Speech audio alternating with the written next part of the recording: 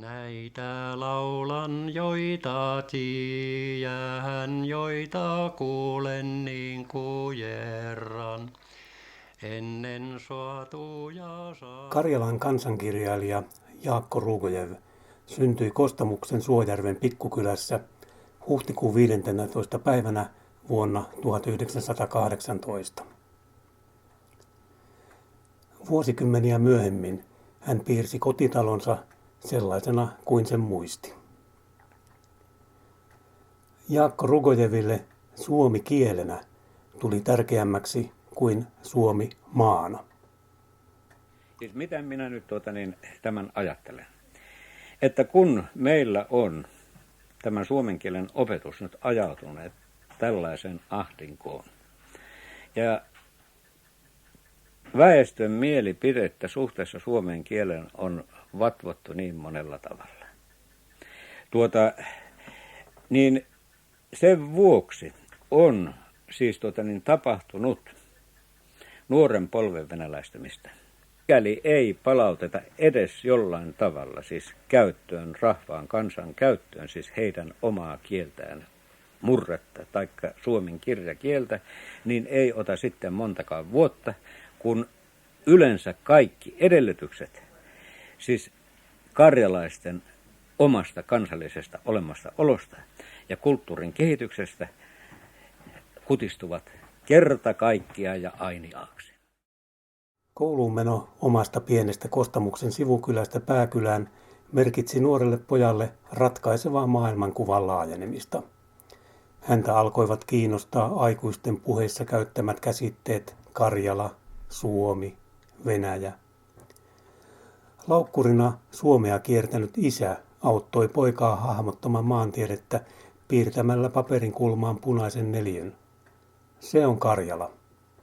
Sen viereen hän piirsi vähän isomman sinisen neliön. Se on Suomi.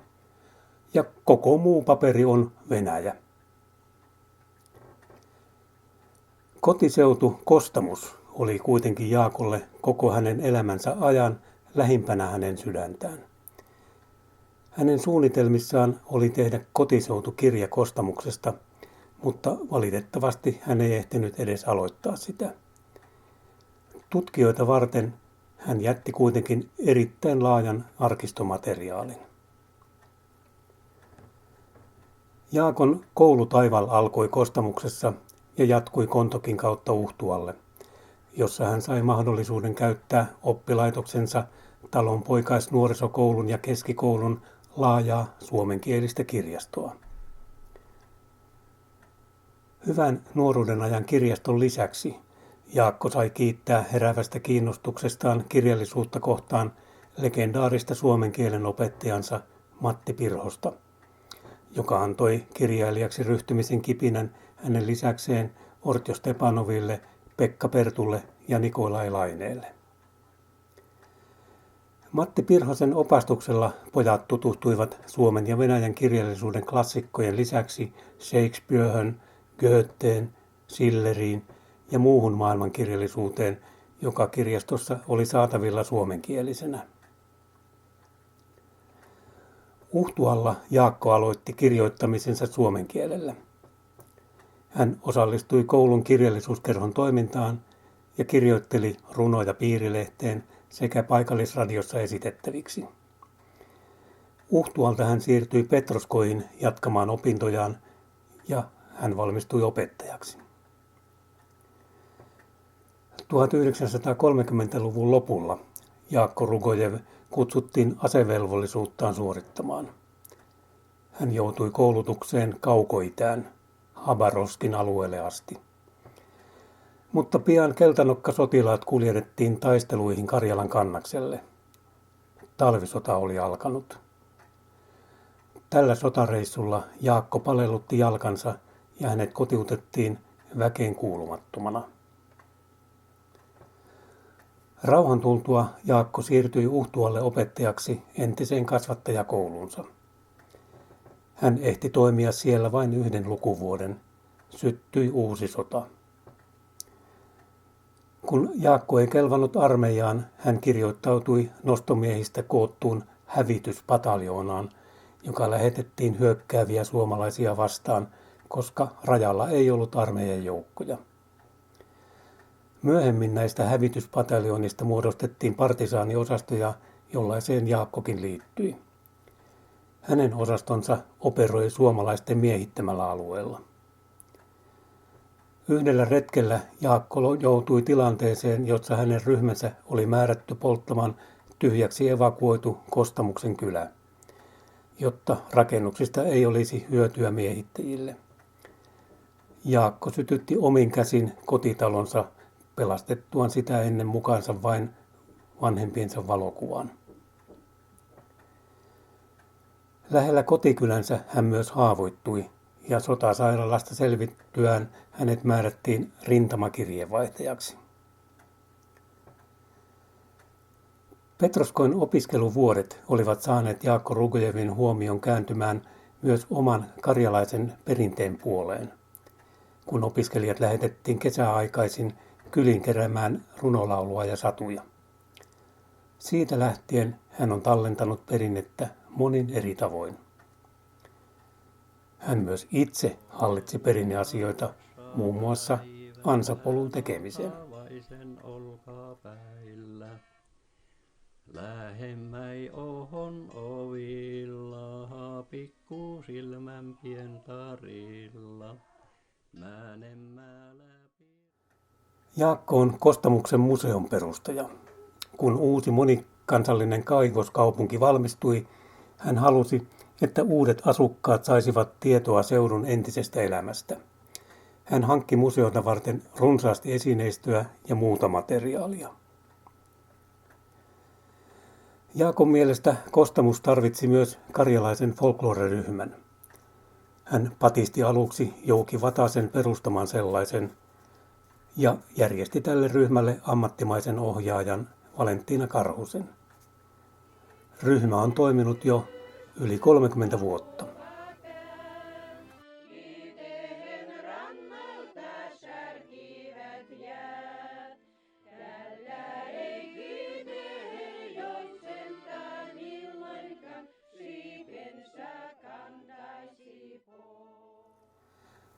Ehkä massiivisin materiaalinen Jaakon aikaansaannos Kostamukselle ja Kuittijärven rantamilla sijaitseville kylille on pato, joka estää Louhimon ja kombinaatin jätevesien valumisen Kuittijärvien vesistöön.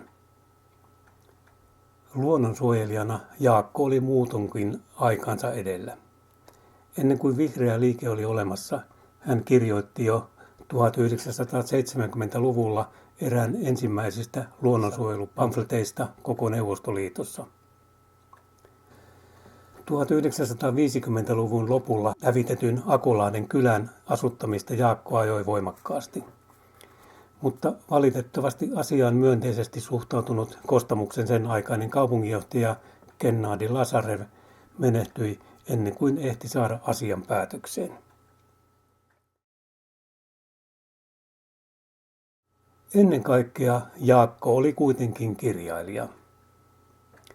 Hänen tuotantonsa on erittäin painavaa luettavaa. Kansansa parissa liikkuvana kirjailijana hänestä kasvoi vastuunkantaja. Tuotannossaan hän otti kantaa oman kansansa asioiden korjaamiseksi. Hänestä kasvoi Karjalan omatunto. Jaakko Rugojev on järkäle, jota ei voi ohittaa, ylittää, alittaa tai kiertää. Onpa puhe kirjallisuudesta, kulttuurista yleensä tai ylipäänsä karjalaisuudesta. Minulla ei ole valtaa. Vastuuta sitä enemmän. Mistä oikeat sanat löydän, miten Karjalan tuskia kevennän? Minulla ei ole valtaa kyläin tuhoajaa paljastaa hirveää, eikä rangaista heittiötä, joka heiluttaa tappokirvestään pään menoksi kaiken kalliin, mitä puolsimme henkeen ja vereen, vaikka viimeiset kannot hukkuvat kuolleiden lastujen mereen. Minulla ei ole valtaa. Vastuuta sitä enemmän. Kamppailla viimeiseen asti, vaikkakin toivottomasti. Mutta pitää hän hätäkelloa edes jonkun kuuroille soittaa. Ehkä järki ja oikeus sittenkin suuren vääryyden joskus voittaa. Jaakko Rugojev oli miehuuden iässään 2 otteeseen Karjalan kirjailijaliiton puheenjohtajana. Kulttuurilehti Karelian toimitusneuvostoon hän kuului vuosikymmeniä, jona aikana lehti ehti 2 kertaa muuttaa nimeään. Kun Neuvostoliitossa alkoi Gorbatsovin aika perestroikkineen ja glasnosteineen, muutostilanteessa Karjalan kirjailijaliittoon haluttiin vahva mies johtoon. 3. kerran Jaakko sai reen vetäkseen. Sen kauden aikana hän perusti Karjalan kansankielisen lastenlehden Kipinän ja sai aikaan sen, että yliopiston suomen kielen osaston vuotuinen opiskelijamäärä 2-kertaistettiin.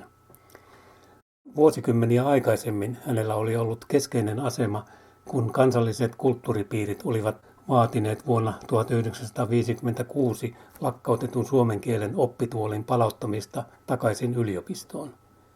Ja onnistuivat siinä. Jaakko Rugojev oli kirjailijana yhteiskunnallinen vaikuttaja. Hän ymmärsi kirjailijatehtävän laajana. Edellä mainittujen suomen kielen yliopistoon palauttamisen ja Kipinälehden perustamisen lisäksi hän nosti esiin kysymyksen lakkautettujen karjalaisten kylien elvyttämisestä ja kansankielisten lastentarhojen perustamisesta. Hän jyrisi Karjalan metsien järjettömiä tehohakkuita vastaan. Tällaista luetteloa voisi jatkaa vaikka kuinka pitkään. Olin naivi, liian hyväuskoinen. Ajattelin, kaupunki kohoaa Kostamusjärven rannalle. Sen kuvat heijastuvat järven vetreisiin vesiin, ja rahvas eleytyy uudestaan suku suvulta kotoisiin pesiin. En osannut kuvitella maan mullistuksen mittavuutta. En osannut ennustaa teknokratian piittaamattomuutta. En osannut arvailla vieraan virkamiehen saalistus ja valloitus himoa. Olin tosiaankin lapsellisen hyväuskoinen. Kuvitelmistani ei jäänyt hiventäkään jäljelle. Kotimaisemat on upotettu kaukaisimpia vaarainharjuja myöten. Järvi hukutettu raitaisina rantoinensa, salmineen sekä saarinensa. Muinaiskalmisto kauhottu on rautakourin, ja sukupolvien luut soran seassa kärrätty on maantien täytteeksi, että uusien isäntien kylläiset vatsat kuoppaisella uralla eivät tärähtelisi. Vartomatta arkeologien saapumista, myös entisten lievekylien paikoille kaivettu on kuopat valtavaiset, mahtavan maapatron kohottamiksi. Rautapitoiset kalliot on jauhettu hienoksi pölyksi, josta magneetti seuloo metalliaineksen. Nyt kivinen huttu, liete altaaksi tuomitun Kostamusjärven syvänteitä täyttää ja vähitellen jähmettyy entisen Kostamuskylän kuolin naamioksi. Vaikka Jaakko oli salama ja jyrinä byrokraatteihin päin, niin kotioloissaan hän oli leppoisa mies, joka harrasti ruoanlaittoa, kalastusta ja musiikkia.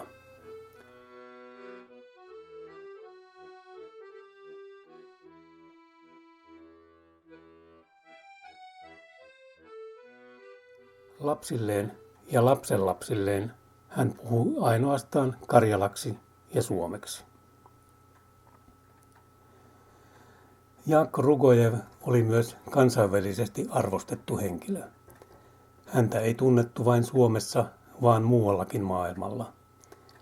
Mutta tietysti hänen asemansa oli erityisen vahva omiensa Vienan karjalaisten parissa. Jaakko Rugojevin 75-vuotisjuhlassa totesin hänestä näin. Jos joku, niin Jaakko Rugojev on kansansa kirjailija. Hallitsijoiden kannalta Rugojev on ollut vaikea tapaus. Hän ei ole peitellyt totuutta. Hän on sanonut asiat niin kuin ne ovat. Vallinneessa kulissimaailmassa se on ollut pahinta, mitä kirjailija on voinut tehdä. Sen sijaan, että hän olisi laulanut ylistystä vastuullisten päättäjien toimille ratkoa yhteiskuntaelämän ja kansojen onnen ongelmat, hän on kertonut todellisesta elämästä vaikeuksineen ja oman kansansa hädänalaisesta tilanteesta. Sen sijaan, että hän olisi haltioitunut ihmisen herruudesta luonnonvoimien taltuttamiseksi ja tehokkaaksi hyödyntämiseksi, hän varoitti luonnon haaskauksesta ja muistutti jättämään linnulle laulupuun. Jaakon eläessä luonnehdin häntä Karjalan omatunnoksi. Nyt kun hänen sekä Neuvostokarjalan tuonilmaisiin siirtymisestä on kulunut jo yli 4. vuosisata, voin todeta heidän olleen ikäkumppaneita ja eläneen saman ajan. Nyt uskallan sanoa Jaakko Rugojevin olleen Karjalan neuvostoajan merkittävimmän henkilön. Hän oli kansallinen herättäjä. Hän on ollut sama karjalaisille kuin J.V. Snellman oli suomalaisille ja Väinämöinen myyttiselle Kalevalan kansalle. Eipon laulaja hyväni, laula syytäin laulujahe, eikä koski vuolaskana, halase vettänsä lopute. Siitäpä nyt tiemänöve, uura uusi urke noue.